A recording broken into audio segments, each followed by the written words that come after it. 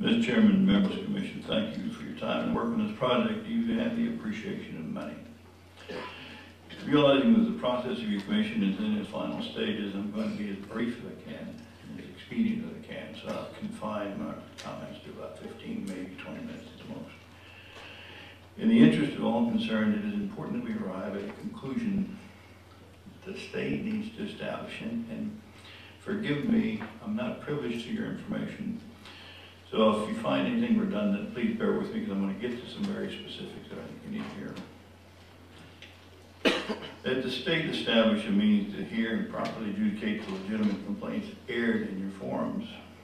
You know, the constitutional infractions of some of these allegations are so immense, and the evidence so clear that I see no way except for the state to fulfill its constitutional obligations. Now, at this point, it is evident the state has received a considerable amount of testimony indicting the state for crimes against Hispanic settlers whose lands were confiscated by deadly force and other atrocities, cases in which no constitutional protection and no justice was extended by the state.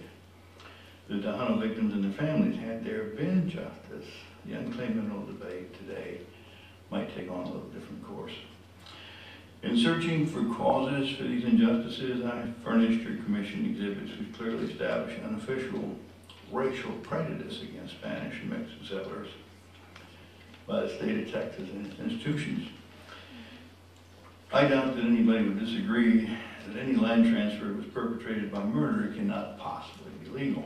Yet in many cases of adverse possession were based on just those circumstances. The most glaring indictment of all of the state policy that was the one that would punish Spanish and Mexican settlers for remaining neutral during the Revolution. And this punishment included confiscation of land and titles and documents filed in the Texas archives today clearly exhibit that. So now at this point in the process, we're attempting to finalize recommendations to the legislatures. It's imperative, I think, that some key factors be reinforced for your consideration to communicate to the Texas legislature the need for, first, to provide amends for damages caused by the state's official policies of racial discrimination against landowners. And the whole idea behind this effort is to encourage development of an efficient way to adjudicate these claims. So I'm going to ask you to weigh these documents that I'm going to present to you today, together with what I presented April 25th and September 12th, based on your perception, make a determination of whether it's a worthy concern to the state. The only caution it offers is that the volume of information I furnished is minuscule. It's a drop in the bucket by comparison to what's out there, what actually exists in the archives and other official documents. And second, because I've heard considerable opinion by members of the Commission that the state should not have to pay amends for damages, which resulted from the state's racial policies, I'm going to brief you on damages caused by official directives from several of its governors. I believe it's important to bear down on the state's official institutional framework that caused these crimes and damages. This will help, I believe, establish the need for legislation that will facilitate resolution of these crimes. The reason I offer documented evidence of these governors is because they were the state's chief executives. Their orders resulted in murders and other atrocities committed against Tejanos. Those were institutional acts. They were performed by the chief executive of the state under the official auspices and laws and policies of the state. So please keep in mind that it's vitally important to closely examine the difference between individual acts of savagery and institutional acts of savagery. And if we haven't already, I hope we can accomplish that today. Only as a refresher, and only for your convenience reference, I've reattached enclosure 1, which I've previously furnished to you. It will help you clearly see as we put this together with some of the things that have been discovered since then. It will help you clearly see the institutional framework of the racial crimes perpetrated by the state and its institutions, and why I'm driving home the point of need for proper adjudication of complaints. And I commend Mr. Bach. Mr. Bach, you have a kudos from me, sir, for your recommendation. I think it's brilliant. I think it offers a broad range of coverage, which I think would be very good, very just. If you would at this time, just take a look and include on your blinders. I just want you to run and see that it's connected to Governor Peter Bell and the state legislature in the 1840s, and we talked about that before. The intent of the article, of course, was to punish Texas Mexican descents who had sided with General Santa Anna who would remain neutral. We talked about remaining neutral. The act, which I think did a great deal of damage, perhaps the most, which was created a climate of free-for-all town lands and any criminal vacancy won't. And the debate in the legislature at that time exhibited this point, which you can find included in the document. Again, to be specific, it was Article 8 of the Texas Constitution, which at that time allowed for confiscation of land if the owner had left or refused to participate in the Texas Revolution. Now, folks, again, just common sense, deductive reasoning. You're 50 or 60 or 70 years old, and this battle is taking place right in your yard, in your front yard. You're going to go out there and join the fray. A company of dragoons come by, I've mentioned that before, and ask to water their horses in your pond. You're going to run out with a shotgun and run them off? We know the answer to that question. Or just any excuse to take the land. Now, when considering all of the above, if you look at Enclosure 2, far more atrocious almost a century later, in 1915, which means this racial prejudice spanned over 2 centuries. Texas Governor James E. Ferguson sent Texas Ranger Captain Henry Ransom to the lower Rio Grande Valley to lead a pacification campaign. Ransom was in charge of an assassination squad. They conducted a scorched earth campaign of annihilation against both guiltiness and Mexican. Now, when you merge these official acts together, the outcome clearly frames the institutional side of this official and unconstitutional Texas policy against Hispanics.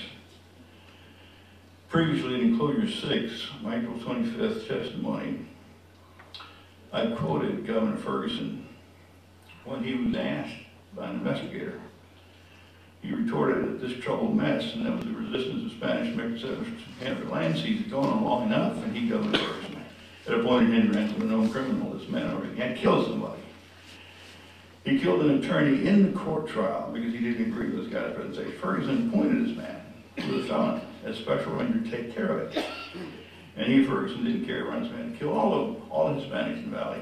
Ransom did. Governor Ferguson would pardon him. Now, 2 years later, Ferguson was indicted on 9 charges, including misappropriation of public funds, and the House of Representatives prepared 21 charges. The Senate convicted him of 10, removed him as governor.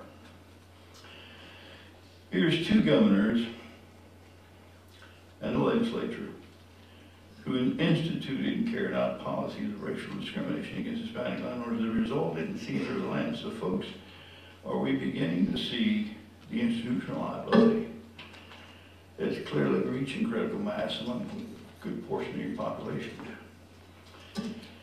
I hope I'm getting through. Now, Ferguson, of course, received justice for his crime, but what about the Tanos who lost their lands, their lives, and their entire family fortunes? Crimes that were perpetrated by the Director and Chief Executive of the state. With the affirmation of these circumstances, in layman terms, I ask myself, what court would not hold the state of Texas accountable for these crimes? You know, today, all the Tejano men, women, and children who perished in these massacres paid the ultimate price. Now, the subsequent generations of these victims are yet paying the price of this enormous deprivation, which was officially instituted, sanctioned, and ordered by 2 governors of the state. Does Texas still believe that justice should not be served to Hispanics? That was prevalent back then. Is that still an ongoing state policy? No, I don't think so. But the state created the problem. Is the state has it to fix? Yes. We're going to talk about that in just a moment. But now the big question remains, does Texas want to resolve these allegations? And how do we convey the necessary sense of urgency to the state? And how do I convey the necessary sense of urgency to you? I've heard inferences from some of you that the state should not have to provide amends for damages for these losses. So I ask here now, why not? You know, it doesn't seem that long ago when members of this body were proclaiming the vast solvency of the state when questioned about the method of accounting for unemployment royalties.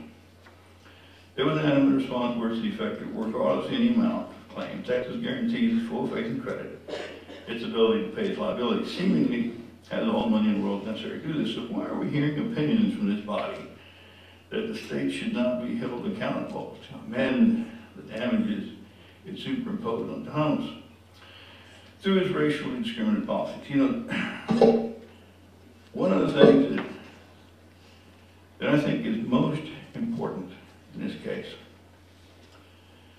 take a look, because Anglo families who filed for adverse possession to Tohono land during that same area are still benefiting from those land values today. But yet when it comes to justice for crimes against Hispanics that end up as illegal land transfers during the same area, seeming there is a tendency to call those cases ancient and not within the statute of limitations. So in fact, the argument from the establishment appears to be good for the Anglos, not good for the Hispanics. Good for one, but not good for the other. If the directives of two governors, Peter Bell, 1840, James Ferguson, 1915, does not alert jurist attention to the glaring racial institutional prejudice by which crimes were perpetrated for purposes of confiscating lands from defenseless Tohonos who were victimized by the state's racial policies, if that doesn't raise a flag about the state's institutional liability, responsibility, then it's very likely the outcomes will be driven by legal proceedings in each case instead of a far less expensive claim system. Gosh, I hope I'm getting through the premise. It makes sense to establish a claims or special court method by which each cases can be resolved with finality and closed forever. Once and for all, I seriously doubt the state will escape this indictment. The documented evidence that I've researched and seen is far too extensive, and information technology far too easy. I think I said it right when I said expensive too. Most incriminating. When you look at most any direction of treatment of Hispanics, the official statements of public officials during that era are clearly documented. When entered into the state's historical files, it's clear that the folks who made these statements had no idea that someday in the future, information technology would expose them for what they were. Criminals, no less.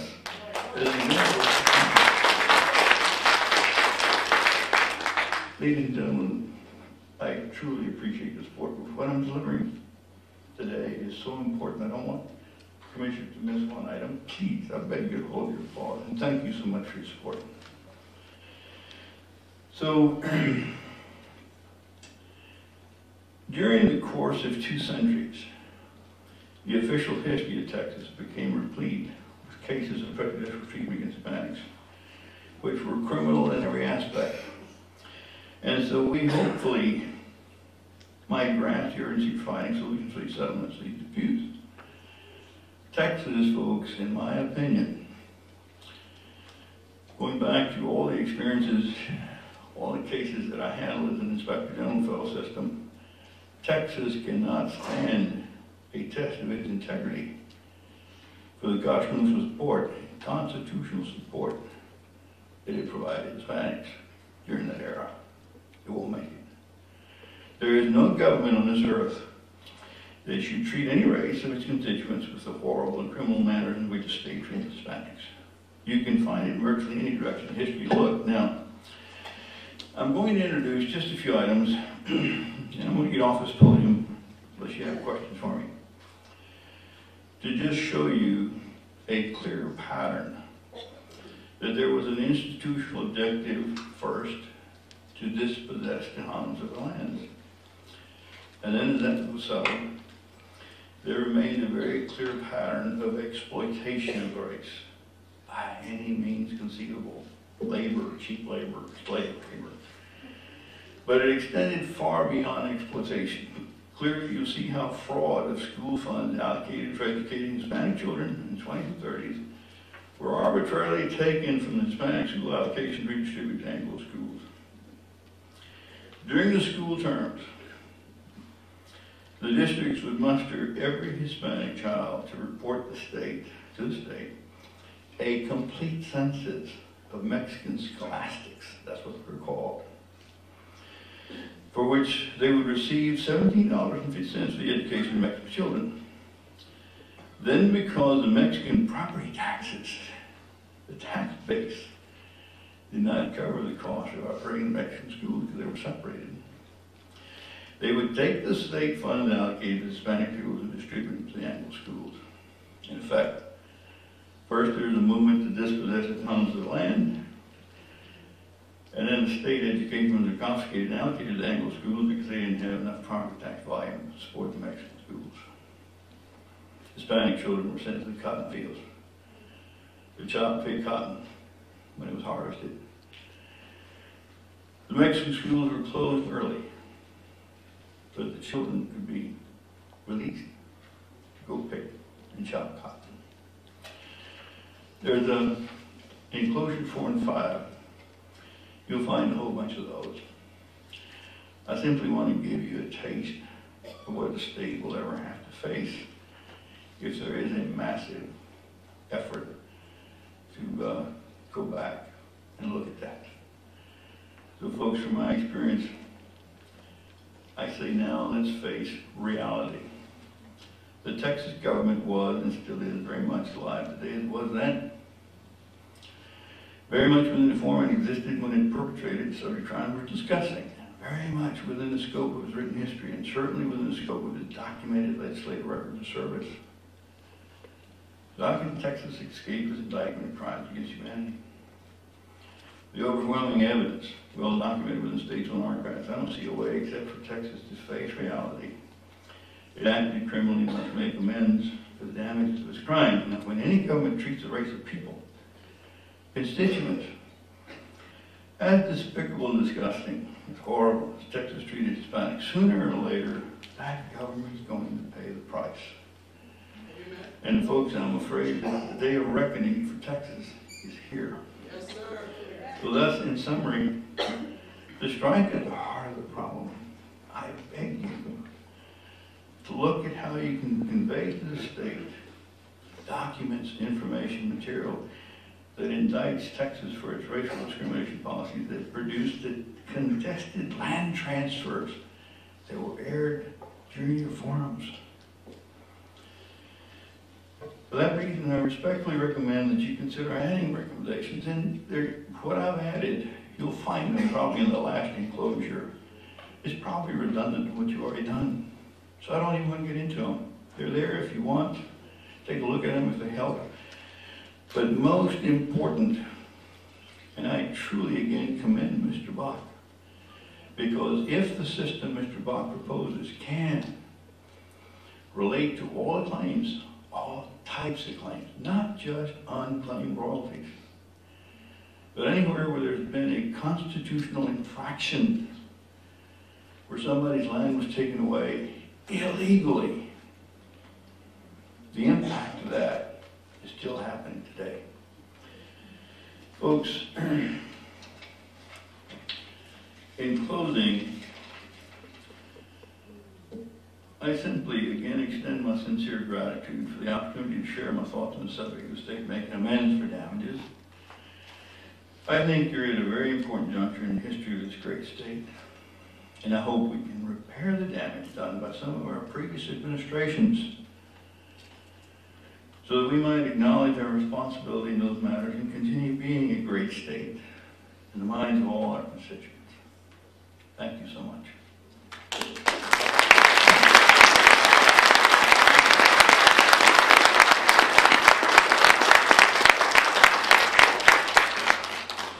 Questions or comments for Mr. Falcon?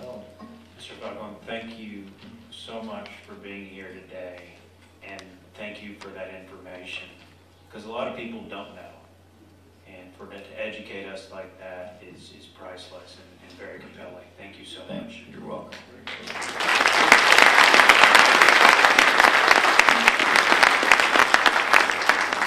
Mr. Chairman, if I may, one more comment, and it's off the cuff.